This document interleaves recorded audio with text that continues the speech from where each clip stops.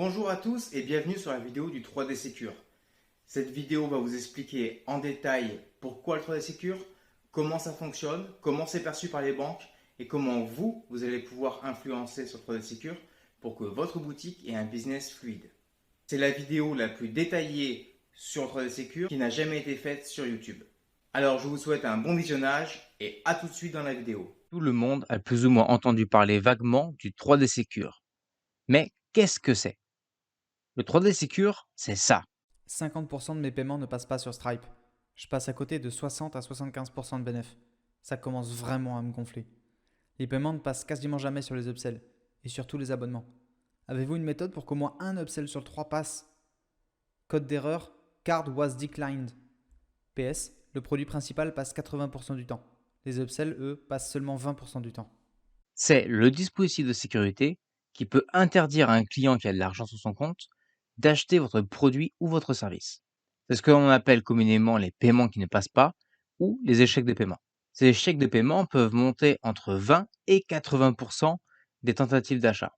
J'ai fait un sondage récemment parmi mes clients qui font du pognon. Donc, qui font du pognon, c'est entre 10 et on va dire 1 million par mois à peu près. Donc, j'ai pris cette gamme de clients-là qui ont beaucoup de data et je leur ai dit, c'est quoi, quel est le pourcentage de succès, de transactions qui passent?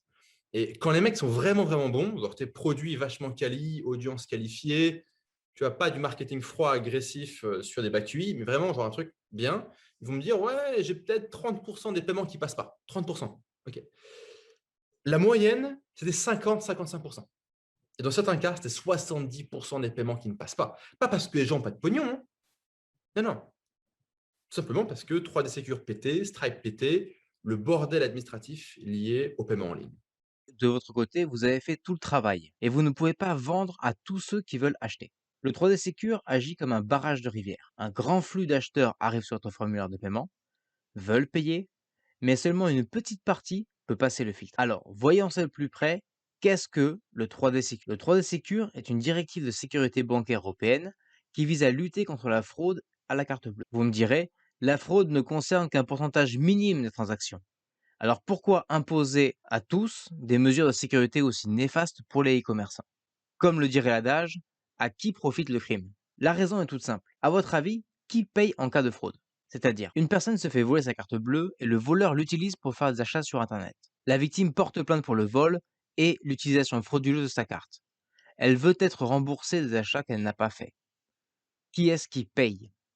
Eh bien, c'est la banque. La banque de la victime que l'on appelle le porteur de carte. Alors, voici quelques chiffres pour comprendre l'empressement des banques à lutter contre la fraude. En 2020, le taux de transactions frauduleuses par rapport au volume de toutes les transactions de l'année s'élève à 0,072%, largement moins de 1%. Mais rapporté à un volume de 725 milliards de dollars, ça commence à faire beaucoup. 525 millions de dollars pour être précis. 525 millions de dollars payés par les banques. On peut donc comprendre qu'elles veulent faire baisser ce chiffre au maximum. Voilà pourquoi en 2001 apparaît la première norme de transaction, le 3D Secure V1. Cette norme avait pour objectif de s'assurer que le client était bel et bien le réel propriétaire de la carte bleue utilisée. Cela passe par une vérification comme, par exemple, un code reçu par SMS, un mot de passe prédéfini, la réponse à une question préenregistrée, ou la connexion à un autre appareil appartenant à la personne. Si cette vérification n'aboutit pas, le paiement n'est pas finalisé et le processus de vente est interrompu sans clôturer l'achat. Depuis 2001, cette norme ne cesse d'évoluer et aujourd'hui nous en sommes à la V2. Comment tout cela se passe dans les faits? Votre client entre ses codes de carte bleue et là il commence un va-et-vient d'informations entre votre site, votre processeur de paiement et la banque du porteur de carte. La banque du client va juger, selon les informations qu'elle a recueillies, le taux de possibilité que votre site soit une arnaque. Étant donné que c'est elle qui va devoir payer en cas de site frauduleux, ce sera à elle de décider si elle autorise la transaction ou non. Si elle considère le niveau de risque trop élevé, elle interdira l'achat et vous perdrez une vente tout simplement. Pour ne pas être considéré comme un site à risque, il faut se mettre aux normes 3D Secure V2. Pour cela, il faut, premièrement, que votre processeur de paiement soit lui-même aux normes. Deuxièmement, qu'il soit bien paramétré. Troisièmement, que votre site soit également aux normes 3D Secure V2. Ce qui veut dire que vous, vendeur, Vous devez faire des actions sur votre site pour le rendre conforme. Sans ça, vous continuerez à perdre des clients. Regardez ce que dit le rapport de la Banque de France de 2021. Les commerçants qui acceptent les paiements par carte sur Internet ont ainsi été invités à se rapprocher de leur banque et, le cas échéant, de leur prestataire technique d'acceptation afin de préparer ces évolutions en particulier. Vérifier que leur contrat d'acceptation des paiements en ligne prévoit bien la possibilité de recourir au protocole 3D Secure. S'assurer de leur capacité technique à émettre des paiements via 3D Secure. C'est bien ce qu'on disait, vous aussi, vous devez vous mettre aux normes sur votre site et sur vos pages de paiement. De plus, lorsque le client ne peut pas payer sur votre site le produit qu'il désirait, cela entraîne deux conséquences directes. Premièrement, de la frustration. De la frustration de ne pas pouvoir obtenir ce qu'il veut. Deuxièmement, dans un second temps, de la méfiance, car votre site est considéré comme potentiellement frauduleux par sa banque. Autant dire que c'est très mauvais pour votre réputation. Avant, il y avait des seuils à partir desquels la procédure 3D Secure était déclenchée. Le seuil était à 1000 euros. Toutes les transactions en dessous de 1000 euros ne passaient pas le barrage sécuritaire du 3D Secure. Mais à partir du 15 février 2021, le système bancaire a mis en place le soft decline. Qu'est-ce que c'est? Le soft decline, c'est la baisse progressive des paliers de tolérance pour obliger tous les commerçants à se plier à la nouvelle conformité 3D Secure V2, beaucoup plus contraignante que la première version. Voici ce que nous dit le rapport de l'OSMP, l'Observatoire de la sécurité des moyens de paiement, qui lui-même est sous la tutelle de la Banque de France. Le soft decline est un mécanisme standardisé par lequel l'émetteur de la carte rejette une transaction identifiée comme non conforme à la réglementation. Cette utilisation peu systématique du protocole 3D Secure rend le secteur du e-commerce dépendant du bon fonctionnement des infrastructures d'authentification, notamment les serveurs d'authentification des banques. Le dispositif a ensuite été utilisé comme un levier de mise en conformité progressive du marché français, avec une approche par seuil décroissant. Vous pouvez voir à l'écran le soft decline appliqué tout le long de l'année 2021. Donc, ça a commencé le 15 février 2021 avec un abaissement de 1000 euros qui passe à 500 euros de palier, puis à 250 euros le 15 mars 2021, puis 100 euros le 15 avril 2021, pour finir le 15 juin 2021 avec une tolérance 0. Donc, vous devrez subir les normes 3D Secure pour toutes les transactions, même si vous vendez un produit à 1 euro. Vous allez me dire, mais comment ça se fait que personne ne nous ait mis au courant? La raison est très simple. Le soft decline a été mis en place pour laisser le temps aux e-commerçants de se mettre en conformité. C'est pourquoi la Banque de France a incité les banques et les processeurs de paiement à vous accompagner et vous informer sur ces changements. De façon symétrique, les professionnels du marché des paiements ont été invités par l'Observatoire à se rapprocher de leur clientèle de commerçants afin de les sensibiliser à ces nouvelles exigences et de les accompagner dans ces évolutions. Or, personne ne l'a fait. Le principe économique sur lequel se basent les néobanques et les processeurs de paiement que vous connaissez, Stripe, PayPal et N26, est la limite de la charge sociale. Moins d'employés humains et plus d'automatisation d'algorithmes. Donc cet accompagnement, trop coûteux en salariés et en temps, est passé à la trappe. Débrouillez-vous. Et lorsque vous cherchez des réponses à vos chutes de taux de conversion, on vous renvoie vers les FAQ ou vers les conditions générales de vente, où on vous répond de façon automatisée, ou voire même on ne vous répond pas du tout. Imaginez un peu l'explosion de votre chiffre d'affaires si vous arriviez à ne perdre aucun client qui rend ses codes de carte bleue sur votre page de paiement.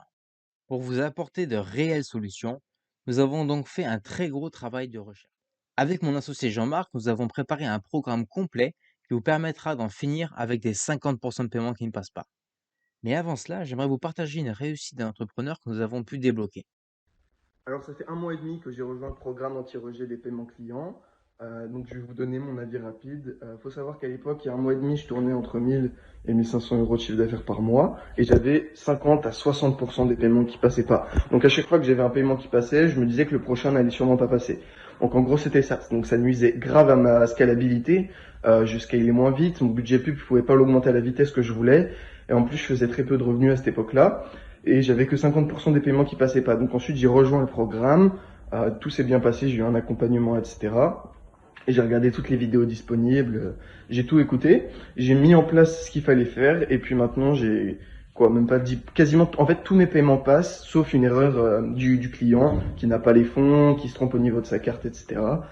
Donc maintenant, j'ai pu, là, ce mois-ci, on n'a même pas fini le mois et je suis déjà à 9 000 euros de chiffre d'affaires, ce qui aurait été impossible si 50% des paiements qui passaient pas. Donc maintenant, je ne peux que les remercier et vous encourager à rejoindre le programme. Ce programme va vous permettre de réduire le nombre et le volume du taux d'échec de paiement. Et pour cela, il vous faut 3 choses. Comprendre, connaître, appliquer. Comprendre d'abord, c'est comprendre dans quel monde économique et financier vous travaillez, dans quel monde vous évoluez. Et comprendre quelles sont les contraintes de vos partenaires financiers qui expliquent en grande partie les échecs de paiement et les blocages de compte. C'est deuxièmement connaître le cheminement d'un paiement carte bleue. Quelles sont toutes les étapes d'un paiement carte bleue et à quel niveau les échecs peuvent apparaître. Et enfin, c'est appliquer des règles simples, notamment des règles de paramétrage qui vont vous permettre presque seul, ou avec une aide éventuelle, de réduire votre nombre d'échecs de paiement. Par contre, on ne peut pas cacher qu'évidemment, il restera toujours des cas d'échec de paiement que vous ne pourrez pas maîtriser. Bien entendu, c'est le client qui se trompe dans ses codes, qui n'a pas communiqué son nouveau numéro de téléphone à sa banque, qui ne peut pas recevoir le SMS de confirmation, etc. Ça, c'est le premier cas. Le deuxième, évidemment, c'est le client qui se présente sur votre site pour acheter et qui n'a pas les fonds, qui a découvert et la banque refuse de payer. Donc dans ces cas-là, évidemment, il y aura un échec de paiement et vous ne pourrez pas lutter contre. En clair, ça veut dire qu'on peut réduire le taux d'échec de paiement. L'objectif d'un taux d'échec de paiement à 0 est pratiquement impossible, ne serait-ce que par rapport à ces deux cas. Et en plus, la banque, tenue par le secret professionnel, par le secret bancaire, ne vous dira pas pourquoi il y a un échec de paiement, surtout si le client est à découvert et qu'il n'est pas en capacité de vous payer. Franchement, merci à eux, ils m'ont sauvé la vie. Je vous attends dans le programme que j'ai écrit spécialement pour vous et qui vous donnera les clés pratiques pour un business sain, simple et fluide. J'espère que cette vidéo a pu vous apporter beaucoup de nouvelles informations. N'hésitez pas à vous abonner, à nous laisser un pouce bleu pour nous encourager. Et si vous n'avez pas encore vu la vidéo spéciale blocage de compte, cliquez sur le lien à droite. C'était Nicolas de Stratège au service des web entrepreneurs.